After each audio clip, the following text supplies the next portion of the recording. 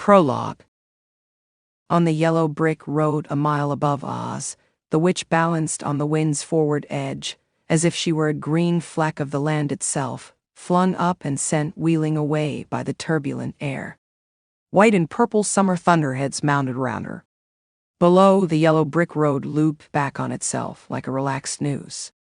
Though winter storms and the crowbars of agitators had torn up the road, still it led relentlessly to the Emerald City. The witch could see the companions trudging along, maneuvering around the buckled sections, skirting trenches, skipping when the way was clear. They seemed oblivious of their fate. But it was not up to the witch to enlighten them. She used the broom as a sort of balustrade, stepping down from the sky like one of her flying monkeys. She finished up on the topmost bough of a black willow tree. Beneath, hidden by the fronds, her prey had paused to take their rest. The witch tucked her broom under her arm. Crab-like and quiet, she scuttled down a little at a time, until she was a mere 20 feet above them. The wind moved the dangling tendrils of the tree. The witch stared and listened. There were 4 of them. She could see a huge cat of some sort, a lion, was it? And a shiny woodman. The Tin Woodman was picking flits out of the lion's mane, and the lion was muttering and squirming from the aggravation. An animated scarecrow lolled nearby, blowing dandelion heads into the wind. The girl was out of sight behind shifting curtains of the willow. Of course, to hear them tell it, it is the surviving sister who is the crazy one, said the lion. What a witch, psychologically warped, possessed by demons, insane, not a pretty picture. She was castrated at birth, replied the Tin Woodman calmly. She was born hermaphroditic, or maybe entirely male. Oh, you see castration everywhere you look, said the lion. I'm only repeating what folks say, said the Tin Woodman. She has been unlucky in love, said the Tin Woodman, like the rest of us. The Tin Woodman paused and placed his hand on the center of his chest, as if in grief. She's a woman who prefers the company of other women, said the Scarecrow, sitting up. She's the spurned lover of a married man. She is a married man. The witch was so stunned that she nearly lost her grip on the branch.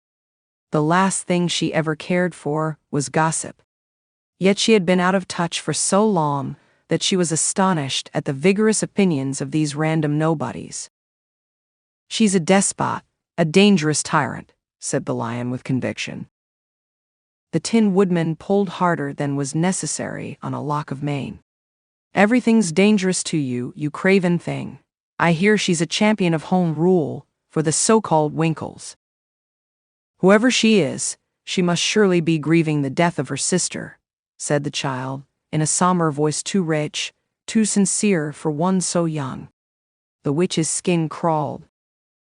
Don't go feeling sympathetic now, I certainly can't. The Tin Woodman sniffed, a bit cynically. But Dorothy's right, said the Scarecrow. No one is exempt from grief. The witch was deeply irked by their patronizing speculations. She moved around the trunk of the tree, stretching to catch a glimpse of the child. The wind was picking up, and the Scarecrow shivered. While the Tin Woodman continued fussing over the lion's tresses, he leaned against the lion, who held him tenderly. Storm in the horizon, said the Scarecrow. Miles off, thunder echoed. There is a witch on the horizon, said the Tin Woodman, tickling the lion. The lion got spooked and rolled on top of the Scarecrow, whimpering, and the Tin Woodman collapsed on top of them both. Good friends, should we be wary of that storm, said the girl. The rising winds moved the curtain of greenery at last, and the witch caught sight of the girl. She was sitting with her feet tucked underneath her and her arms wrapped around her knees. She was not a dainty thing, but a good-sized farm girl, dressed in blue and white checks and a pinafore. In her lap, a vile little dog cowered and whined. The storm makes you skittish, it's natural after what you've been through, said the Tin Woodman. Relax. The witch's fingers dug into the bark of the tree. She still could not see the girl's face, just her strong forearms, and the crown of her head where her dark hair was pulled back into pigtails. Was she to be taken seriously, or was she merely a blow-away dandelion seed, caught on the wrong side of the wind? If she could see the girl's face, the witch felt she might know. But as the witch craned outward from the trunk, the girl at the same time twisted her face, turning away. That storm is coming closer, and in a hurry. The feeling in her voice rose as the wind rose. She had a throaty vehemence, like someone arguing through the threat of impending tears. I know storms. I know how they come upon you. We're safer here, said the Tin Woodman.